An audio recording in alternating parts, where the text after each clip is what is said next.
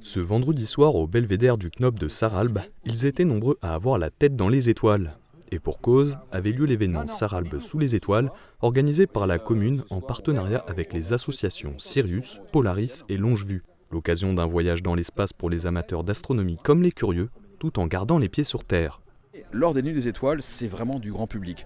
Du grand public, ça veut simplement dire qu'on est là pour montrer le ciel aux gens, essayer de leur expliquer. Alors avant tout, j'aime bien dire que le ciel, avant d'être compliqué, l'astronomie c'est pas compliqué, ça fait d'abord rêver. On a tous levé la tête un jour au-dessus et regarder les étoiles, se poser la question comment est-ce que cette lune elle fait pour tenir là-haut dans le ciel.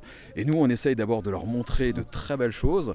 Et avec ces belles choses, avec cette poésie qu'on retrouve dans le ciel, on dérive un petit peu sur les sciences et on essaye de les amener vers les sciences de cette manière-là. Mais avant tout, le ciel est beau.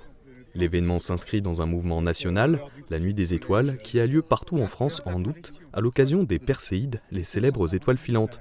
Une quinzaine d'instruments astronomiques comme des télescopes de différentes tailles, paires de jumelles, lunettes, étaient mis à disposition du public qui a pu profiter du spectacle. J'aime bien cette soirée, on voit beaucoup d'étoiles, après il y a aussi beaucoup d'avions, il y a des étoiles qui brillent et j'espère en voir beaucoup plus.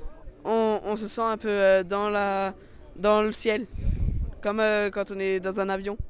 Pour Pacôme Crémer, lycéen de 16 ans et astrophotographe, qui fêtait son anniversaire le soir même de l'événement, c'était l'opportunité de prendre des clichés des cieux.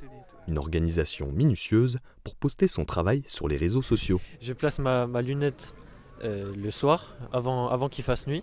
Je fais tous mes réglages, du coup je m'aligne avec l'étoile polaire, du coup pour suivre le mouvement de la Terre. Et ensuite je prends 3 étoiles, du coup une des plus brillantes. Et je m'aligne aussi avec, comme ça j'ai vraiment un très bon réglage. Et ensuite je choisis mes cibles et pendant toute la nuit je les prends en photo. Et du coup le lendemain je prends toutes mes photos, je mets dans un logiciel et je les empile toutes.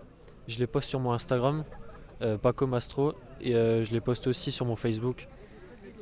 Et si quelques nuages ont pointé le bout de leur nez pendant la soirée, le public n'a pas regretté d'être venu et repart avec des étoiles dans les yeux.